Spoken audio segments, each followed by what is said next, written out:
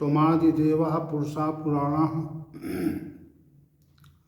त्वमस्य विश्वस्य परं निधानं वेत्तासि वेद्यं च परं च धाम त्वया ततं विश्वमनंत रूप वायुरमोघवर्णा शशांकः प्रजापतिस्त्वं प्रपितामहस्य नमो नमस्तेस्तु सहस्रकृत्वा पुनश्च भूयोऽपि नमो नमस्ते। वसुदेवसुतं देवं कंसचाणूरमर्दनं देवकी परमानंदं श्रीकृष्णं वंदे जगद्गुरुं श्रीकृष्णं वंदे जगद्गुरुं। कृष्णाय वासुदेवाय हरे परमात्मने प्रणतक्लेशनाशाय गोविंदाय नमो नमः गोविंदाय नमो नमः। भगवान श्री गोविंद की असीम और अतिशय कृपा से ये भगवत गीता का ज्ञान सत्र नित्य निरंतर गतिमान है और अब आप सभी श्रद्धालुओं की कृपा से हम सभी भगवत गीता ज्ञान के इस सत्र में नित्य निरंतर चर्चा करते हैं और भगवान श्री हरि की ऐसी दया है कि वह इस सत्र को निरंतर गतिमान बनाए हुए हैं। तो हम सभी उपस्थित महानुभावों का अपनी ओर से सादर प्रणाम करते हैं, अभिवादन करते हैं और भगवान श्री गोविंद की ओर से सभी को उनका आशीर्वाद प्रदान करने की प्रार्थना कर रहे हैं। तो जो सत्र चल रहा है वह भगवत गीता के 13वें अध्याय क्षेत्र क्षेत्रक विभाग योग पर हम चर्चा कर रहे हैं। तो विगत की चर्चा में 7वें श्लोक में जो अमानित्वम पद था, यानी विकारों, शरीर के विकारों के समन और विनाश के लिए जो अमानित्वम है, अपने में उत्कृष्टता के भाव का समापन करना, इस तथ्य पर हमने चर्चा की थी। और जो दूसरा जो साधन है, तो दूसरा साधन है वह साधन आदम्भित्वम है, यानी आपके मन में दंभाचरण न रहे। तो श्री भगवान का जो ये कथन है आदम्भित्वम आदम्भित्वम, दंभ के आचरण का अभाव हो जाना, ये श्री भगवान ने कहा कि दूसरा साधन दिया। ये 20 साधनों में दूसरा जो साधन है वह आदम्भित्वम पद से श्री भगवान ने निरूपित किया। तो आज की जो चर्चा है वह पहले हम आदम्भित्वम पद पर केंद्रित करेंगे और उसके पश्चात यदि समय अवशेष रहा तो अगले अहिंसा और शांति भाव पर, शांति पर हम चर्चा को ले जाएंगे। तो पहले ये समझते हैं कि दंभ क्या है। जैसे प्रत्येक मनुष्य की संसार में एक स्थिति होती है, जैसे, और उसी प्रकार साधक की भी साधना का एक स्तर होता है और उसे जो उपलब्धि होती है साधना में वह उसे ज्ञात भी होती है और अज्ञात भी रहती है। लेकिन संसार में जो कुछ हमारे पास है उस विषय में अधिकांश व्यक्तियों को यथावत जानकारी रहती है।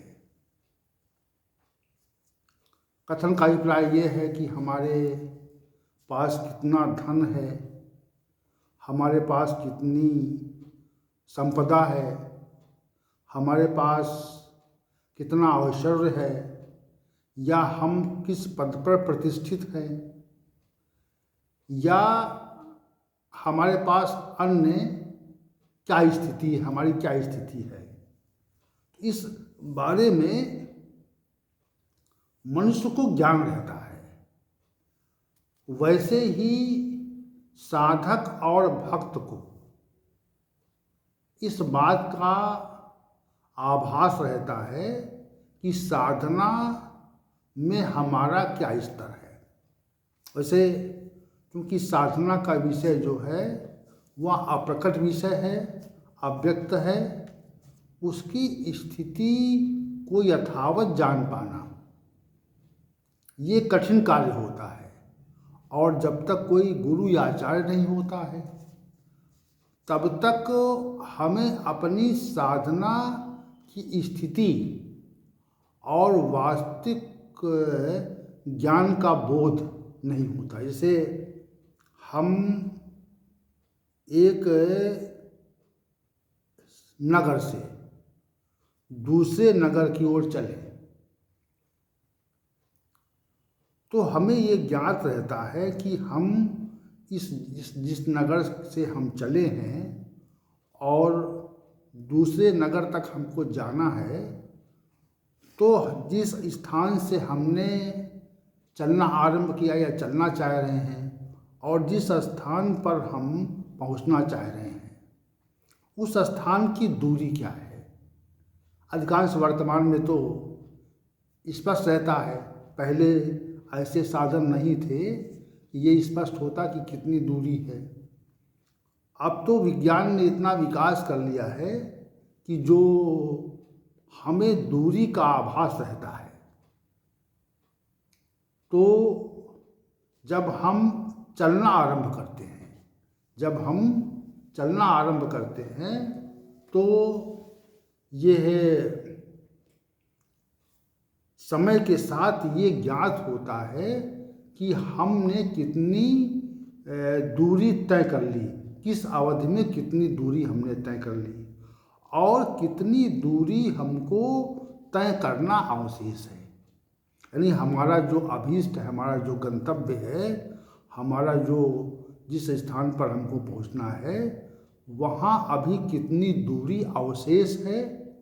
और ये भी ज्ञात हो जाता है कि उस स्थान तक पहुंचने में हमको कितना समय लगेगा। तो यह स्थान से चलने और गंतव्य तक पहुंचने की दूरी और उसकी अवधि का वर्तमान समय में ज्ञान रहता है। तो जब हम चलना आरंभ करते हैं तो बीच में किसी भी स्थान पर हम ये जान जाते हैं कि ये जो दूरी है वह कितनी है और हमें अभी कितनी दूरी चलना है। लेकिन साधना के विषय में ऐसा नहीं है। ये व्यक्त तथ्य है, ये प्रकट है, परंतु साधना के विषय में ये तथ्य नहीं रहता। साधना का विषय जो है अव्यक्त है। संसार का जो विषय है वह व्यक्त होता है और जो साधना का विषय है वह अव्यक्त रहता है। हमें ये ज्ञात नहीं रहता है कि हम साधना के किस स्तर पर पहुँचे हैं और हमारा जो अभीष्ट है वह अभी कितनी दूर है। ये तथ्य हमको अधिकांशता ज्ञात नहीं रहता है। और यदि हमारे साथ में कोई मार्गदर्शक नहीं है, गुरु नहीं है, आचार्य नहीं है, तो हमारी जो साधना की स्थिति की सज्ञानता है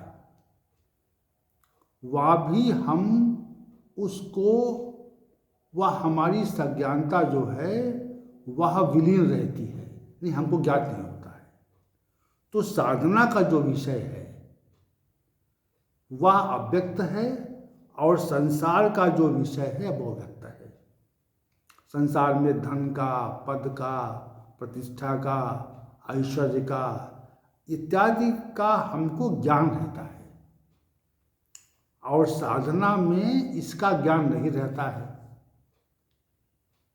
तो दंभ जो शब्द है, दंभाचरण जो शब्द है, वह संसार में संसारी व्यक्तियों के लिए तब प्रयुक्त होता है जब अपनी स्थिति से ज़्यादा स्थिति, अधिक स्थिति को हम प्रस्तुत करना चाहते हैं।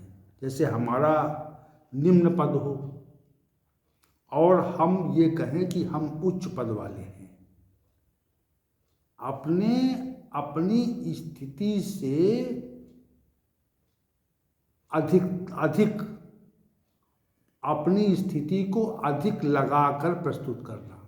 जैसे हमारे पास कम धन है और हम ये कहें कि हमारे पास विपुल मात्रा में धन है, हमारे पास संपदा कम है, लेकिन दूसरों के दिखावे के लिए हम ये कहें कि हमारे पास बहुत संपदा है। तो ये सांसारिक दंभाचरण है, और ये निरंतर प्रत्येक व्यक्ति में रहता है, देखा जाता है। ये जो सांसारिक दंभाचरण है कि हम अपनी स्थिति से ज़्यादा अधिक स्थिति को व्याख्यापित करना चाहते हैं, तो ये जो सांसारिक दंभाचरण है ये प्रत्येक मनुष्य में रहता है, इसी को दंभ कहते हैं। लेकिन यहाँ पर जो विषय है वह विषय साधना का है। तो साधना के विषय में हमारी जो स्थिति है वह अव्यक्त रहती है, परंतु अधिकांश साधक ये व्यक्त करते हैं कि हम साधना की उच्च स्थिति में पहुंच चुके हैं। जैसे परमात्मा की अनुभूति जो है वह अधिकांश साधकों को नहीं हो पाती। श्री भगवान ने इसका कथन भी किया है कि मनुष्याणाम सहस्रेषु कश्चित यतति सिद्धये और यत्तामप सिद्धानाम कश्चिन्न माम वेत्ति तत्वता। हजारों साधकों में से कोई एक आध साधक, हजारों मनुष्यों में से कोई एक आध मनुष्य ही श्री भगवान की ओर उन्मुख होता है, और उन उन्मुख हुए साधकों में से कोई एक आध ही श्री भगवान को यथावत जान पाता है। तो ये साधना की जो स्थिति है वह बड़ी ही अव्यक्त है और नितांत अव्यक्त है। तो साधना की जो स्थिति नितांत अव्यक्त है, तो उस समय उस संबंध में साधक यदि अपनी स्थिति से अधिक स्थिति को व्याख्यापित करना चाहता है, हम तत्वदर्शी न हों और अपने को तत्वदर्शी कहें, तो ये दंभाचरण है। और इसी की ओर से भगवान का संकेत है कि आदंभित्वम, हमको जो स्थिति प्राप्त नहीं है उस स्थिति के बारे में कहना या प्रकट करना, यह दंभाचरण है।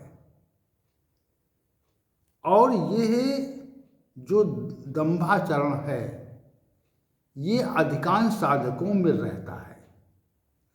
दंभ यानी हमारी स्थिति साधना में उच्चतर हो चुकी है, उत्कृष्ट हो चुकी है, तो ये भाव रहता है और उसका वाणी के द्वारा या अन्य प्रकार के भावों से उसका प्रकटीकरण भी हुआ करता है।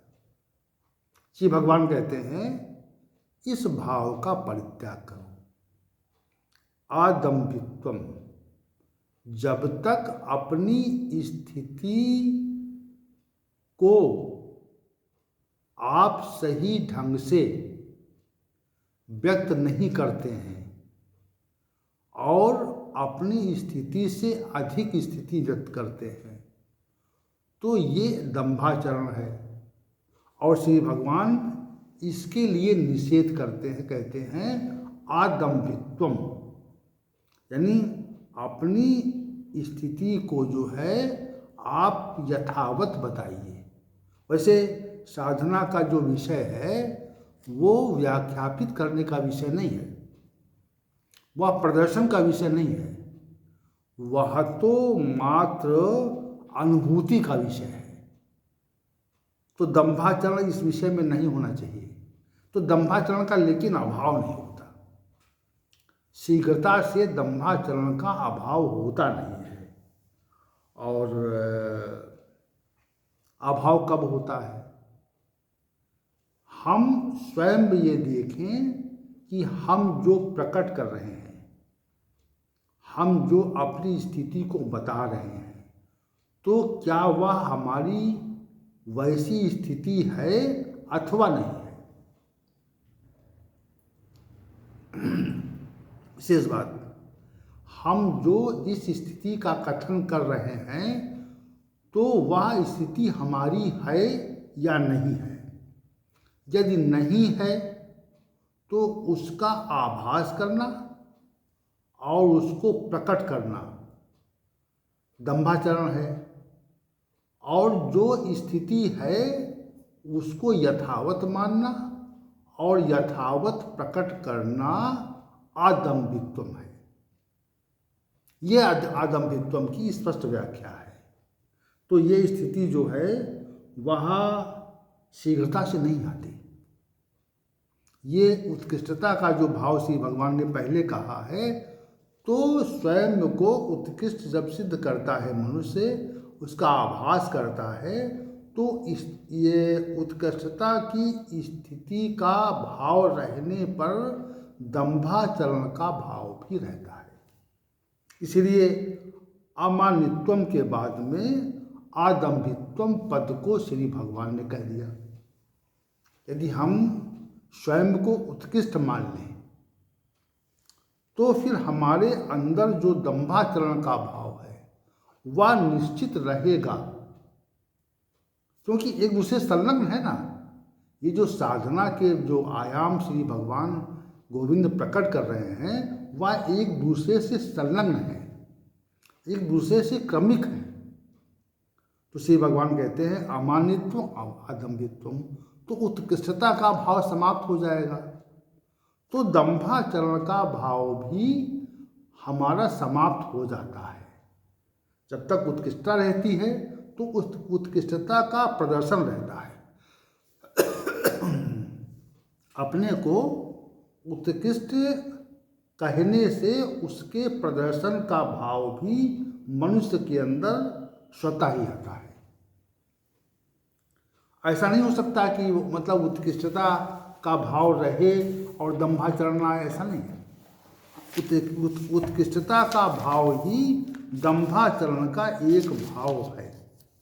ये हम कहना चाह रहे हैं कि जो उत्कृष्टता का भाव है वह ही दंभाचरण का एक भाव है। तो श्री भगवान ने जो अदम्भित्वम पद से जो कहा है, उस अदम्भित्वम पद में श्री भगवान ने उत्कृष्टता के परित्याग, उत्कृष्टता के भाव के परित्याग की बात कह दी, और साथ में जो स्थिति है उसको यथावत प्रकट करना अदम्भित्वम यानी साधकों के लिए अनिवार्य है। जो स्थिति है उससे निकट स्थिति का कथन किया जाए कि हमारी स्थिति वैसी नहीं है, तो भी दंभाचरण का समापन होता है। और श्री भगवान के अगर आश्रय में आप पहुंच जाएं तो मेरे विचार से शीघ्राति शीघ्र दंभाचरण का समापन हो जाता है, क्योंकि श्री भगवान उत्कृष्ट हैं और हमारे अंदर श्री भगवान के साक्षात्कार की योग्यता अभी प्रकट ही नहीं हुई है। अभी उधर हम उन्मुख नहीं हुए हैं, तो उन्मुख न होने के कारण जो है वह हमारी जब उन्मुखता श्री भगवान की ओर नहीं ये मान लेते हैं, तो हमारा जो श्रेष्ठता का भाव है उत्कृष्टता का अभाव है वह समाप्त होता है और दंभाचरण का भाव भी समाप्त हो जाता है। तीसरा जो साधन है जिसको आज के चर्चा में हम सम्मिलित कर रहे हैं, श्री भगवान ने कहा अहिंसा, यानी हिंसा के जो प्रतिकूल शब्द है वह अहिंसा है। अहिंसा का अभिप्राय ये होता है कि हमारे मन में किसी व्यक्ति के अहित का जब भाव आता है तो अहित का भाव आने पर हम उसका अहित करना चाहते हैं। अहित का भाव कभी कभी हमारा अहित करने वाले व्यक्ति के प्रति आता है, अथवा जो व्यक्ति हमारा अहित नहीं कर रहा है, हमारे किसी हितैषी का अहित कर रहा है, तो उसके प्रति भी हमारे अंदर प्रतिकूल भाव आता है। ये हिंसा का भाव है। जैसे हमारा कोई हित करने का प्रयास करे, या हमको सत्य या मिथ्या ज्ञात हो कि अमुक व्यक्ति हमारा अहित करना चाहता है। कभी कभी ऐसा होता है कि हमारा कोई अहित नहीं करना चाहता है, लेकिन हमें ऐसा आभास होता है कि अमुक व्यक्ति हमारा अहित करना चाह रहा है, तो भी उसके प्रति प्रतिकूल भाव उत्पन्न हो जाता है। और ये जो प्रतिकूल भाव है इसको हिंसा कहते हैं। और प्रतिकूल भाव जब क्रियान्वित होता है, पहले प्रतिकूल भाव उत्पन्न होता है और फिर उस प्रतिकूल भावों का प्रयोग होता है। यानी हम अपने शरीर से किसी व्यक्ति का अहित करना चाहते हैं, वाणी से, शरीर से, तो पहले अहित करने का जो भाव है वह प्रकट होता है और उसके पश्चात अहित करने की क्रिया प्रकट होती है। ये विशेष बात है। तो अब यहाँ पर एक तथ्य और है। जैसे कोई व्यक्ति हमारा बहुत अहित कर दे, कोई व्यक्ति हमारा मध्यम प्रकार का हित करे, कोई व्यक्ति हमारा कोई छोटा हित कर दे, तो तीनों व्यक्तियों के प्रति प्रतिकूलता का भाव रहता है और हम उसका भी अहित करना चाहते हैं, उसका भी अहित करना चाहते हैं।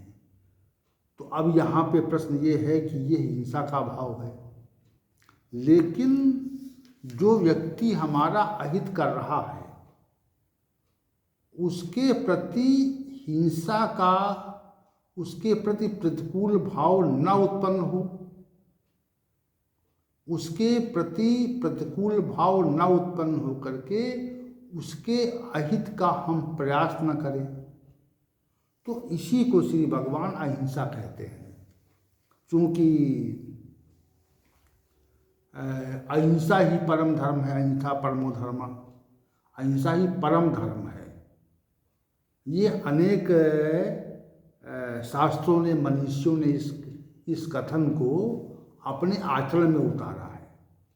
परंतु यहाँ पर जो दो प्रश्न उठते हैं, एक अधर्म संगत जो कार्य हो रहा है तो हमें उसका विरोध करना चाहिए, लेकिन जो धर्म संगत कार्य हो रहा है, धर्म की रक्षा के लिए जो कार्य करने पड़ते हैं, तो वे हिंसा की श्रेणी में नहीं आते।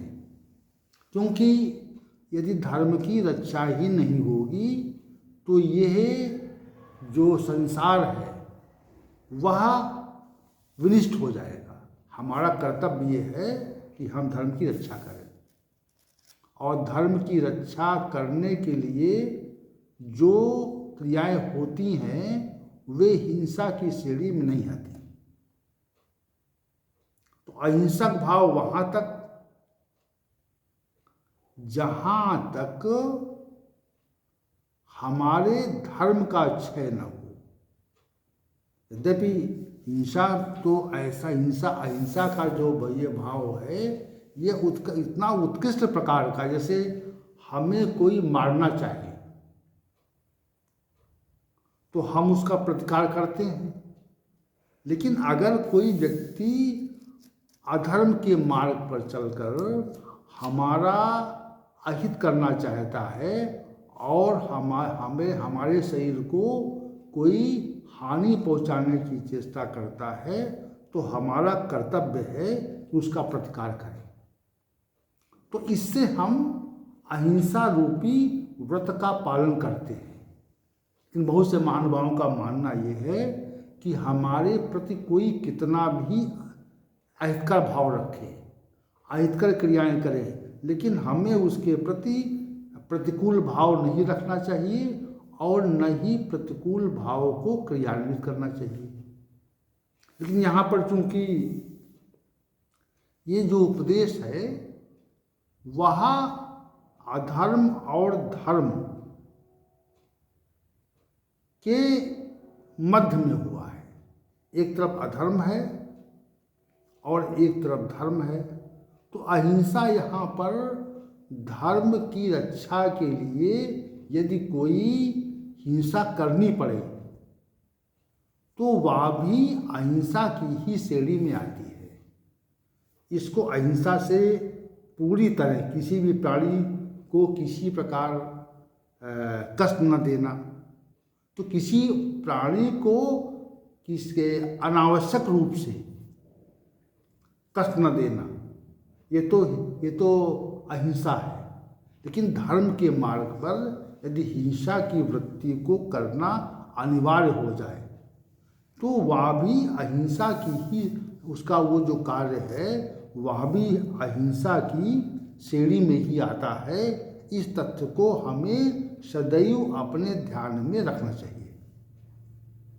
तो दो साधन से भगवान ने ये अहिंसा रूपी जो तथ्य है ये भी एक साधन के रूप में विकारों के समापन के लिए जो तीसरा साधन से भगवान ने बताया वह अहिंसा है। वास्तविक रूप से हम अपने जीवन में अनावश्यक सांसारिक वस्तुओं, व्यक्तियों और स्थितियों को प्राप्त करने के लिए लोगों